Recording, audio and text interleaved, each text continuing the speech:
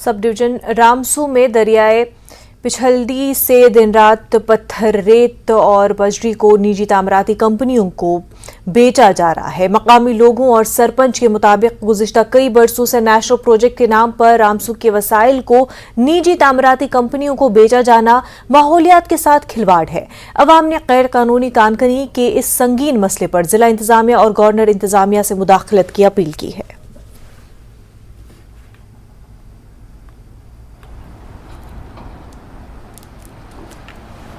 तो मैं मजबूर होकर मैं ग्रीवेंस सेल में मैंने एक आईडी डाली, तो वहाँ से मुझे उन्होंने एक रिप्लाई दिया।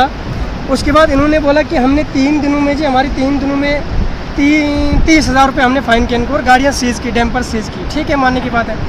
तो वो मेरे पास ऑफिशियल रिकॉर्ड है। जब उन्होंने वो मुझे रिप्लाई दिया तो उसी रिप्लाई के बेस मैंने फिर उनको बोला कि अगर आपने 3 दिनों में 30,000 रुपया फ़ाइन किया है, गाड़ियाँ सीज़ की है, तो मुझे बताओ आपने लास्ट 5 ईयर में कितना क्या किया है। ये मुझे ऐसे जवाब नहीं दे रहे थे। मैंने ग्रीवेंस सेल में फिर से डाला और ग्रीवेंस सेल में आप बिलाल भाई हैरान हो जाओगे, मैंने जब उनसे एक लिया, ये मुझे रामसू के बजाय देते हैं बनिहाल का। अच्छा। क्योंकि रामसू का जितना भी यहाँ पे इनको रॉयल्टी वाल जो भी था वो सब इनके जेब में जा रहा था। हमारे रामसू के साथ इंसाफ किया जाए। यहाँ पे जो इनजस्टिस हो रहा है, कोई भी डिपार्टमेंट हो, यहाँ पे कोई डिपार्टमेंट ग्राउंड पे है नहीं। या तो वो लोग किसी के प्रेशर में है या फिर वो लोग यहाँ पे आना चाहते नहीं, जानबूझ के नेग्लिजेंस कर रहे हैं। उनको कुछ न कुछ यहाँ पे कंपनीज दे रही है। हमारे नेशनल प्रोजेक्ट के कहने पे इन लोगों ने पूरा सत्यानाश कर दिया, हमारी इस पंचायत का भी, हमारे इस रामसू पूरे एरिया सब डिवीजन रामसू का। तो मैं आपके माध्यम से भी ये रिक्वेस्ट करना चाहता हूँ हायर अथॉरिटीज़ को, कम से कम इस मैटर को देखा जाए और जल्द से जल्द सॉल्व किया जाए।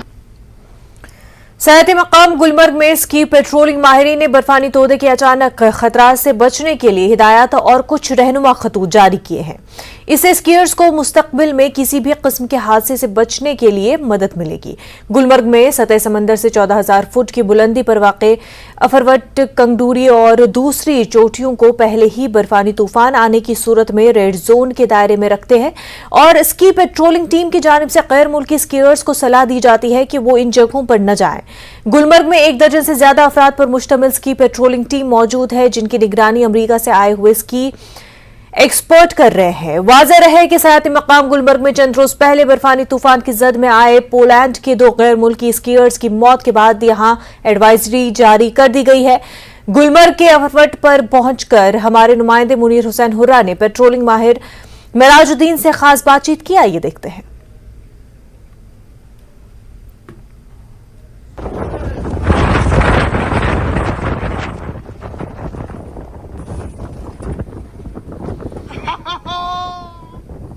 अफरवट की पीक पर हम खड़े हैं और यहाँ चंद दिन पहले जो एवलांच आया था, उस एवलांच में 2 जो फॉरेनर्स थे, स्कीयर्स थे, उनकी डेथ हुई थी। और उसके बाद कुछ और एवलांचेस आए थे और जिनमें कोई जानी नुकसान, माली नुकसान नहीं हुआ है।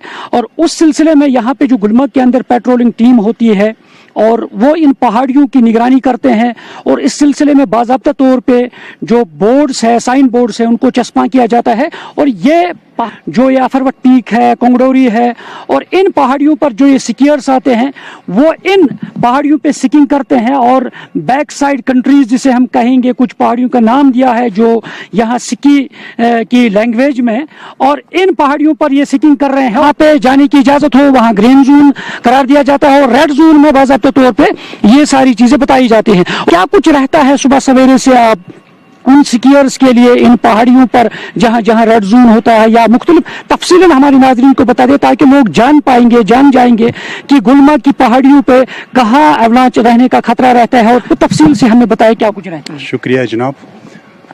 सर, हम 15 मेंबर्स है यहाँ पर गुलमर्ग स्की पेट्रोल टीम के, ठीक है ना। तो हम यहाँ ही स्टेशनड है। हम जो एडवाइजरी देते हैं वो एडवाइजरी हम एक्चुअली बैक कंट्री के लिए देते हैं, जो रेड जोन है या ऑफ पीस्ट है। जो भी स्कीयर्स यहाँ पे आते हैं स्कीइंग के लिए, तो हमारी कोशिश यही रहती है कि हम उन तक ये एवलांच बुलेटिन पहुंचाएं। जब फॉरेनर्स आते हैं तो क्या वो अपनी मर्जी से इन जगहों पे चले जाते हैं? अगर चले भी जाते हैं, क्या उनके पास वो वायरलेस सेट्स होते हैं? आपके पास भी होते हैं शायद। तो उस वक्त किस तरह कम्युनिकेशन होती है? और उससे पहले जब आप उनको बताते हैं कि ये रेड जोन एरियाज हैं, वो फिर अपनी मर्जी से चले जाते हैं, उस वक्त उनके लिए क्या कुछ या वहां से स्टेप्स उठाए जाते हैं? सर ये जो ग्रीन जोन है, जब हम एवलांच मिटिगेशन करते हैं तो जितने भी फॉरेनर्स या डोमेस्टिक स्कीयर्स होते हैं यहाँ पर, वो पहले यहाँ ही टेस्ट करते हैं। एक रन एटलीस्ट वो एक रन यहाँ ग्रीन जोन में स्कीइंग करते हैं। उसके बाद वो प्रेफर करते हैं कि हम बाहर जाएं। बाहर कहाँ कि बैक कंट्री में, रेड जोन में, वो प्रेफर करते हैं कि वहाँ वो इसलिए यहाँ आते हैं। मैं यहाँ स्की पेट्रोलिंग टीम में पिछले 19 साल से काम कर रहा हूँ। जितने भी फॉरेनर्स आए हैं, जितने हमने उनके साथ बात की, हम उनके साथ डिस्कस कर रहे हैं कि आप why you are preferring to ski back country, तो वो लोग यही कह रहे हैं कि हम आए हैं द एडवेंचर्स के लिए, थ्रिलिंग के लिए, हम प्रेफर कर रहे हैं कि हम वहां ही स्कीइंग कर ले। और ये जो फॉरेनर्स आते हैं उनके पास भी ये एक रेडियो सेट होता है, वो इस तरह का रेडियो सेट होता है, वो फॉरेनर्स भी कैरी करते हैं और यहाँ के जो लोकल गाइड्स है वो भी कैरी करते हैं। अगर कहीं बैक कंट्री में कोई भी एक्सीडेंट होता है तो हमें इस फ्रीक्वेंसी पे मैसेज देते हैं कि फलां जगह पे एक्सीडेंट हुआ है या एवलांच हुआ है या कोई किसी को लगी, तो फिर हम अप्रोच करते हैं जहां पे ये एक्सीडेंट या एवलांच होता है। तो जब आपको मैसेज मिलती है तो उस वक्त आपकी टीम कैसे वहां पे रेस्क्यू करने के लिए जाते हैं, किस तरह की पहल वो रहती है बर वक्त पहुंचने में? जब भी कोई ऐसा मसला होता है, इंसिडेंट या एक्सीडेंट या एवलांच, हमारे 2 बंदे वहां रोटेशन बेस पे G4 पे रहते हैं।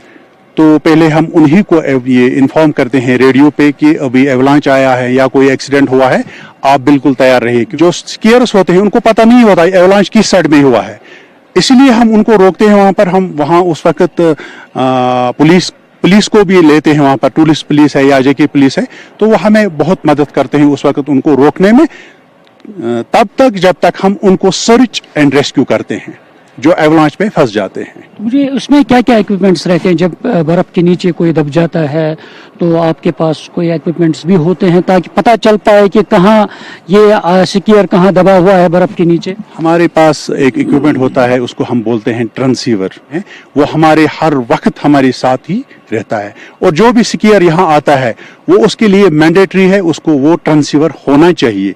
अगर किसी के पास ट्रांसीवर नहीं है और वो एवलांच के नीचे दब गया तो इम्पॉसिबल है उसको रिकवर करना। अगर गेस्ट जो यहाँ पर स्कीइंग के लिए आते हैं, अगर वो एवलांच बुलेटिन्स या एडवाइजरी फॉलो करेंगे, मैं कहता हूं कि कुछ भी नहीं होगा। इस तरह मेरा साहब ने तफसील से बताया है कि क्या कुछ सिस्टम रहता है इस गुलमर्ग के अंदर, और जो फॉरेनर्स हैं, जो भी यहाँ आए हैं या लोकल जो स्कीयर्स है, वो इन रूल्स पे, जो इनके रूल्स है, रेगुलेशंस है और इन रहनुमा खतूत जिसे हम कहेंगे, और उन पे अमल पैरा हो जाए, अमल करे, और ताकि किसी का जानी नुकसान ना हो जाए। न्यूज़ 18 जम्मू कश्मीर के लिए मैं गुलमर्ग से मुनीर हुसैन हुर्रा। कठुआ जम्मू पठानकोट कौमी शाहराह पर हादसा पेश आया। लखनपुर थाने के करीब एक स्कॉर्पियो डिवाइडर से टकरा गई, जिसके नतीजे में 8 अफराद जख्मी हो गए हैं। जख्मियों को नजदीक के अस्पताल में भर्ती कराया गया। हादसे के वक्त वहां मौजूद लोगों ने इंतजामिया से अपील की कि कौमी शाहराह पर साइन बोर्ड लगाए जाए ताकि दोबारा कोई हादसा पेश न आए। गाड़ी बजी है, उसके में 8 आदमी हैं, इंजनर हो गए हैं, वो बेचारे श्रीनगर के हैं। हम यहाँ भी हेल्पर कर रहे हैं, तो डॉक्टर साहब बोल रहे हैं भाई आप बाहर जाओ। डॉक्टर साहब भी उनको, डॉक्टर साहब अंदर एक लेडीज़ है, उसको बोलने का थोड़ा तरीका नहीं है। मैं यहाँ का लोकल रहने वाला हूँ, जैसे लोग, और मैंने इनको उठाया वहाँ से, तो सभी लोग आए, पुलिस वालों को भी मैंने बुलाया, पुलिस वाले भी इधर आए। 3 आदमी तो सीरियस है बहुत ज़्यादा, उनको जल्दी रेफ़र करें और जम्मू उनको बजाएँ, जहाँ भी बजाना है। तो ये डॉक्टरों का काम है, पुलिस का भी काम है। कारण क्या लगता है? कारण है अभी अगर फुट रैट जो उसके साथ अगर निशान होता तो गाड़ी नहीं, गाड़ी अगर मैं भी ड्राइवर हूँ 60-70 में तो गाड़ी आम आदमी चलाता है, उस स्पीड की गाड़ी बजी, अगर निशान होता तो वही नुकसान आज ना होता। मैं जा रहा था इधर पठानकोट वाली साइड, तो अचानक देख रहा था एक स्कॉर्पियो आती है और सीधा आके इस डिवाइडर के साथ टकरती है। और यहाँ कोई मतलब ऐसा साइन नहीं है, कोई कुछ नहीं है। रात को वैसे भी इतनी लाइट नहीं है, और हाईवे को अथॉरिटी को ये करना चाहिए कम से कम कोई एरो, कोई ऐसी लाइट लगानी चाहिए यहाँ पे जिसकी वजह से कि इनको विजिबल हो। तो टोटली मतलब पता नहीं चल रहा था। और वो बंदा एक तो थोड़ा एज था, और उसके बाद यहाँ के लोगों ने काफ़ी उनकी हेल्प की, और साथ में हम भी थे, हम भी हॉस्पिटल से अभी उनको रेफ़र करवा के जम्मू, ये टोटल 8 लोग थे। जम्मू पठानकोट राष्ट्रीय राजमार्ग पर लखनपुर के करीब एक सड़क हादसा पेश आया। आपको बता दें कि श्रीनगर का रहने वाला ये परिवार है, अमृतसर से श्रीनगर की ओर जा रहा था, तभी लखनपुर के पास एक डिवाइडर से उनकी जो स्कॉर्पियो गाड़ी है वो टकरा गई, जिसमें परिवार के 8 लोग जो हैं वो जख्मी हो गए, जिन्हें जीएमसी कठुआ लाया गया। फिर कुछ लोगों की गंभीर हालत को देखते हुए इन्हें जीएमसी जम्मू रेफर कर दिया गया है। वहीं स्थानीय लोगों ने और जो यहाँ पर उस समय मौजूद थे उनका यही कहना है कि जो हाईवे पे डिवाइडर बने हैं और वहाँ पे कोई साइन बोर्ड नहीं है, जिसके कारण जो है रात का अंधेरा होता है, ना ही लाइट होती है, जिसके कारण लोग जो है हादसे का शिकार हो जाते हैं। कहीं ना कहीं उन्होंने इंतजामिया से गुहार लगाई कि जल्द से जल्द जो है हाईवे पर बने हुए जो डिवाइडर हैं उन पे साइन बोर्ड लगाए जाएं, ताकि हादसों पे लगाम लगाई जा सके। न्यूज़ 18 जम्मू कश्मीर के लिए कठुआ से चरणजीत सिंह। भारतीय जनता पार्टी जम्मू कश्मीर में हुकूमत की जानिब से नाजायज कब्जों के खिलाफ चल रही मुहिम का खैर मकदम करती है। बीजेपी तर्जुमान अल्ताफ ठाकुर ने पुलवामा में मीडिया से ये बात कही। उन्होंने कहा कि हुकूमत ने असर सुख रखने वाले अफराद के खिलाफ मुहिम शुरू की है, जिन्होंने अपने दौरे इक़्तिदार में बड़े पैमाने पर सरकारी अराजी पर नाजायज कब्जा किया है, जिनमें सियासतदान और हुर्रियत लीडरान के अलावा ब्यूरोक्रेट मौजूद हैं।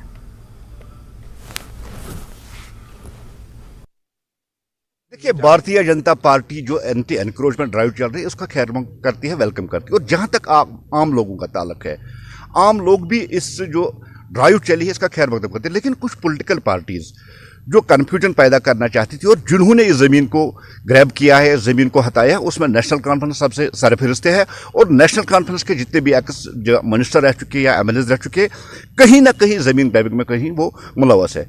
लेकिन आपने देखा आज पहली बार जम्मू कश्मीर की हिस्ट्री में जो बाबा का बुलडोज़र है, बाबा का बुलडोज़र पहले बड़े लोगों पे चला और जो 98% लोग गरीब लोग हैं उनकी तरफ नहीं चला है। आप अली मोहम्मद सागर को लीजिए, आप डॉक्टर फारूक साहब की निडोज ले लीजिए, आप जो हुर्रियत के बड़े लीडर हुआ करते थे काजी यासिर साहब, उन पे चला।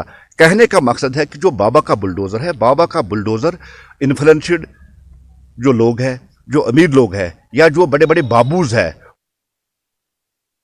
Jammu Kashmir all alliance democratic party ने श्रीनगर में एक कन्वेंशन का इनेकाद किया, जिसमें पार्टी के जम्मू कश्मीर सदर Rakib ur Rashid, Reasi general secretary doctor Zahoor Qadri और मीडिया एडवाइजर मोहम्मद एजाज मौजूद थे। पार्टी के रियासी सदर रकीब उर रशीद ने कहा कि जम्मू कश्मीर में गरीबों को नाजायज तजावुजात मुहिम से बचाने के लिए राजभवन की तरफ से एक बाज़ाब्ता हुक्म जारी किया जाना चाहिए। इस मामले पर पार्टी के जिम्मेदारान गौर खौज कर रहे हैं।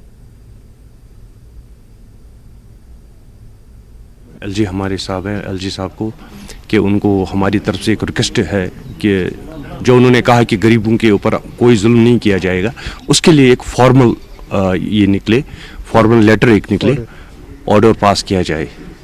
तो उसके लिए हमने ये बुलाया सो डेट कि हम अपनी बात उन तक पहुंचा सके। देखिए, सबसे पहली बात है कि जो गरीब लोग हैं जिनके पास 5 मरला 10 मरला या 15 मरला की ज़मीन है, उनके साथ न छेड़ा जाए, उन गरीबों के साथ। लेकिन जो बड़े बड़े मगरमच्छ हैं जिन्होंने इन्फ्लुएंस में आकर, चाहे वो ब्यूरोक्रेट्स थे, चाहे वो पॉलिटिशियंस थे, चाहे वो मिनिस्टर्स रह चुके हैं, और सबको, चाहे वो किसी भी पार्टी का है, सबको एक नज़र से देखा जाए। जबकि इनको स्टेट लैंड या रोशनी एक्ट के तहत जो लैंड थी वो खाली करवानी है, तो सबको एक नज़र से देखा जाए। इसमें बीजेपी एनसी या इनको मतलब अलग अलग नज़र से ना देखा जाए और गरीबों के ऊपर रहम किया जाए, क्योंकि उन गरीबों के पास 10 मरला या 5 मरला की ज़मीन है जिसके ऊपर उन्होंने 2 कमरे या 4 कमरे बनाए हैं, उनको वहाँ से निकालना मेरे को नहीं लगता है ये कोई ठीक चीज़ रहेगी। इसीलिए मैं एलजी साहब से रिक्वेस्ट करता हूँ कि एक ही नज़र सब पे रखी जाए, ताकि जम्मू कश्मीर के लोगों को ये लगे कि नहीं, कोई अप्रोच में आकर अपनी ज़मीन बचा नहीं रहा है अगर उसने स्टेट लैंड खाई हुई है। ये ऐसा न लगे कि ये कोई दुश्मनी निभा रहे हैं। एलजी साहब को अगर राहुल गांधी साहब ने ये लेटर लिखी हुई है कि कश्मीरी पंडित के इश्यूज़ को सॉल्व किया जाए, फ्रॉम लास्ट नियर अबाउट 2019 से यहाँ पर बिहाइंड द कर्टन्स बीजेपी की सरकार चल रही है यहाँ पर, या यहाँ पर गवर्नर राज है। उससे पहले ये 87 की बात है जब कश्मीरी पंडित यहाँ से, हमारे जो कश्मीरी पंडित भाई थे, उन्होंने कश्मीर छोड़ के यहाँ से गए थे। तब कांग्रेस की सरकार बहुत बार आई, पीडीपी की सरकार आई, एनसी की सरकार आई, उन्होंने क्या किया उस टाइम? अगर उन्होंने लेटर लिखी है तो वो पहले वो खुद ये बताए कि उन्होंने क्या किया, व्हाट दे डिड, जब उनकी सरकार यहां पर चल रही थी। वक्त हो गया एक छोटे से ब्रेक का, जल्द होंगे हाजिर। ब्रेक के बाद आपका खैर मकदम है। कश्मीरी माइग्रेंट नौजवानों के लिए एलजी का स्पेशल गवर्नेंस कैंप जारी है। ये कैंप 15 फरवरी तक जारी रहेगा। Nodal agency relief and rehabilitation department ने माइग्रेंट्स को इन कैंपों से फायदा उठाने की अपील कर रहा है। स्पेशल गवर्नेंस कैंप में नौजवानों को खुद रोजगार और मुल्क के मुख्तलिफ पेशावर कॉलेजों में मुफ्त मजीद तालीम हासिल करने में रहनुमाई के लिए तकरीबन 70 स्टॉल्स कायम किए गए हैं।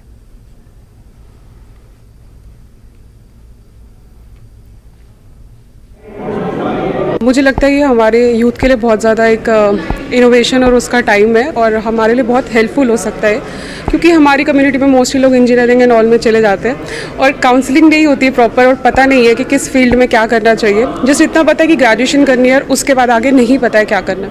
तो आई थिंक जो ये गवर्नर साहब ने हमारे लिए इनिशिएटिव लिया है ये बहुत ही हेल्पफुल चीज़ है और इससे काफ़ी हमारे जैसे बहुत यूथ जिनको अभी जॉब की ज़रूरत है और जिनको एक गाइडेंस की ज़रूरत है प्रॉपर कि अब आगे क्या करना है, मतलब इतना पढ़ने के बाद जॉब्स नहीं है इतनी ज़्यादा, तो it is a very good thing, it is a very great initiative for them. ये इनिशिएटिव रिलीफ कमिश्नर माइग्रेंट्स द्वारा जो लिया गया है काफ़ी अप्रिशिएबल है और मैं चाहूँगा कि हमारे नौजवान जो यंग यूथ है वो बढ़ चढ़ के इसमें हिस्सा लें, जो नौकरियों की तलाश में हैं या सेल्फ एम्प्लॉयमेंट में अपने आप को आगे कहीं देखना चाहते हैं। एलजी प्रशासन से फिर से रिक्वेस्ट करता हूं कि ऐसे इनिशिएटिव्स और कश्मीरी पंडितों के लिए ख़ास तौर पे लिए जाएं ताकि जो अनएम्प्लॉयड यूथ जो कि बाहर बड़े बड़े कॉलेजों से पढ़कर आए हैं उनको ऐसे इनिशिएटिव्स के बारे में, स्कीम्स के बारे में पता चलता रहे। आदरणीय एलजी साहब का बहुत ही धन्यवाद करता हूं कि उनने आज जो है ये डिफरेंट डिपार्टमेंट्स को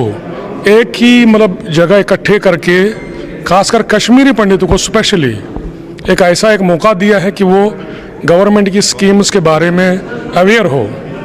ये एक बहुत एक इम्पॉर्टेंट ओकेजन है हम लोगों के लिए, खासकर माइग्रेंट कम्युनिटी के लिए एक बहुत एक इम्पॉर्टेंट ओकेजन है। हमारे डिपार्टमेंट हो गया, जैसे हमारा ITI यहाँ कर रहा है, स्किल डेवलपमेंट का डिपार्टमेंट है, वो इनको मतलब गाइडेंस भी करता है और लोन भी प्रोवाइड करता है। साथ में हमारा J&K बैंक भी है यहाँ पे, जिसको मतलब एज ए स्कॉलरशिप चाहिए या उनको एजुकेशनल लोन चाहिए, वो स्टूडेंट वहाँ जा सकते हैं और इस फैसिलिटी को अवेल कर सकते हैं। उनके लिए उनको सहूलियत दस्तयाब करने के लिए लगाए गए हैं जो मुख्तलिफ महकमों की तरफ से लगाए गए हैं और उनको फैसिलिटेट करने के लिए, चाहे वो ट्रेनिंग के लिए या लोन के लिए या बाकी चीज़ें करना चाहते हैं, उसके लिए सारी सहूलियतें यहाँ दस्तयाब है। कैमरामैन साहिबा भट्ट के साथ मैं राजेंद्र तिक्कू, न्यूज़ 18 जम्मू। वादी में मौसम में बेहतरी आई है। वादी में मौसम खुश्क है। मगरिबी डिस्टर्बेंस के ज़ेर असर चंद मकामात पर हल्की बारिश और बर्फबारी का इम्कान है।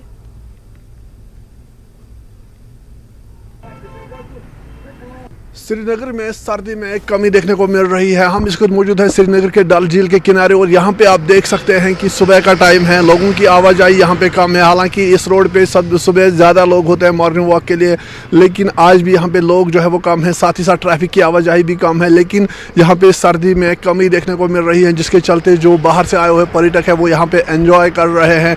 और साथ ही साथ अगर हम देखें तो जो शिकारा वाले हैं वो भी आज सुबह सुबह ही काम के लिए निकलते हैं, लेकिन इससे पहले जब चलाई कलान था तो काफ़ी प्रॉब्लम यहाँ पे होती है। वहीं सर्दी में कमी के साथ ही यहाँ पे लोग जो है वो निकलना शुरू हो गए हैं। ना सिर्फ यहाँ के शिकारा वाले जो हाउस बोट ऑनर्स है, जो हाउस बोट में लोग रहते हैं, वो भी बाहर निकल आ रहे हैं सुबह के टाइम। और हमारे साथ बाहर से आए हुए कुछ पर्यटक हैं, कुछ सयाह है, उनसे बात करते हैं और जानने की कोशिश करेंगे कि वो इस वेदर को किस तरह एंजॉय कर रहे हैं। अभी आगे कैसा सीन है? अभी यहाँ तो बहुत ज़्यादा है। तो अभी आप कहाँ कहाँ गए हैं? अभी बस अभी तो फिलहाल कल ही आए। क्या फ़र्क है बाहर और यहाँ में? आप बाहर भी घूमे होंगे अलग और दूसरे राज्यों में, वहाँ और यहाँ में क्या फ़र्क है? मतलब ये तो कश्मीर का तो बोला ही जाता है ना, जन्नत है, तो मतलब वो चीज़ है इधर। और कल यहाँ लैंड किए, क्योंकि हमारे यहाँ गुजरात में अहमदाबाद में तो आपको पता है सर्दी का माहौल कैसा रहता है, मतलब 18-20 सर्दियों में भी ये टेम्परेचर पहुँचता है। और इधर जब देख रहे हैं -1, -2, -3, तो वो हमारे लिए तो वो एक्सपीरियंस एक अलग तरह का ही होता है, मतलब वो फील और वो एक्सपीरियंस एक अलग तरह का ही होता है। अभी हम जा रहे हैं सोनमर्ग, अभी देखते हैं किस तरह रहता है, क्या रहता है।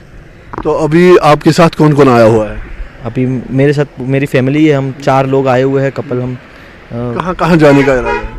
पूरा कश्मीर, हम 10 दिन तक इधर ही है, 10 दिन तक हम यहाँ पर ही है कश्मीर में। सोनमर्ग, यूसमर्ग, दूधपत्री, 3 दिन पहलगाम में है, गुलमर्ग में है, मतलब पूरा कश्मीर एक्सप्लोर करना है। तो सुना है कि पूरा बर्फ़ जमा होती है, तो उधर का जो बर्फ़ जमा होता है उसका सोच रहे मज़ा लेंगे। तो इसके लिए हम यहाँ से बस लेंगे, बस से फिर टैनमार्ग जाएंगे, टैनमार्ग से फिर गुलमार्ग एक दिन स्टे करके फिर दिल्ली से आए हम दिल्ली चले जाएंगे वापस। यहाँ खाने पीने की काफ़ी चीज़ें घूमने। चंडीगढ़ में हिमाचल के नायब वज़ीर आला मुकेश अग्निहोत्री ने कहा कि हिमाचल हुकूमत 1 माह के अंदर अपनी इलेक्ट्रिक गाड़ियों की पॉलिसी को लेकर आ रही है, इस पर काम जारी है। मुकेश अग्निहोत्री ने कहा कि हिमाचल हुकूमत के पास 3500 बिस्तरों का बीड़ा है, जिसमें से 1000 बसों को तब्दील किया जाएगा।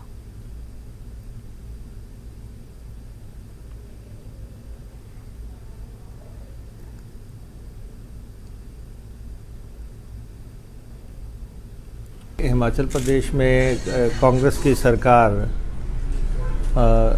हाल ही में बनी है और चुनाव के दौरान हमने हिमाचल प्रदेश की जनता से कुछ वायदे किए थे और उनमें एक इम्पॉर्टेंट वायदा था प्रदेश के कर्मचारियों से, और हमने ये कहा था कि हम कर्मचारियों को सरकार बनने पे ओल्ड पेंशन स्कीम का लाभ देंगे, ओपीएस जिसको कि बोलते हैं। और ये हिमाचल प्रदेश के कर्मचारी लंबे अरसा से ये लड़ाई लड़ रहे थे कि उन्हें पेंशन का लाभ दिया जाए, जो कि पूर्व में जो भारतीय जनता पार्टी की सरकार थी उन्होंने स्पष्ट तौर पे इनकार कर दिया था कि ये पॉसिबल नहीं होगा। हमने ये कहा था कि हमारी सरकार बनेगी तो हम ये लाभ देंगे। तो जो वायदा किया गया था कि पहली कैबिनेट मीटिंग में हम कर्मचारियों को ओपीएस देंगे, उसकी हमने कैबिनेट में फैसला लेके उसकी हमने घोषणा कर दी है। चंबा में भरमूर के करीब नेशनल हाईवे पर बनाया गया पुल टूट गया है। ये पुल पठानकोट और भरमूर को जोड़ता था। कुछ दिन पहले भी चंबा खादमुख होली रोड पर कवाड़सी नाले पर बना पुल भी टूट गया था।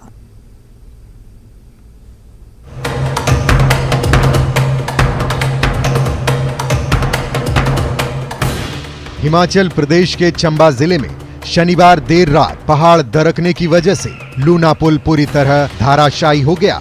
Pathankot Bharmour national highway 154A पर बना यह पुल गिरने की वजह से वाहनों की आवाजाही पूरी तरह से ठप हो चुकी है।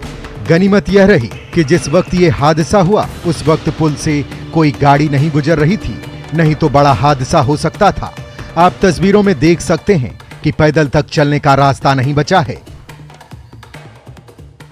ये लूना के आगे थोड़ा सा आगे एक जंग के एरिया के साथ ही एक छोटा सा पुल जो कि मेन पुल को जाता है, रात करीब 2:30 बजे लैंडस्लाइडिंग की वजह से पूरी तरह ध्वस्त हो गया है।